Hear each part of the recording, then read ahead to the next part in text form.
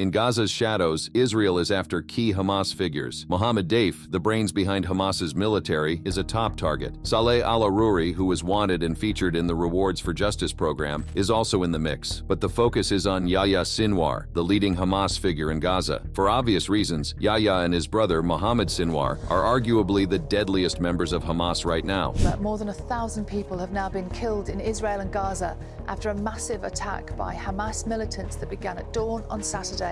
It is believed that the brothers are central to the October 7th attack on Israel. In this video, we will look at the lives of Yahya and Mohammed Sinwar, the Sinwar brothers.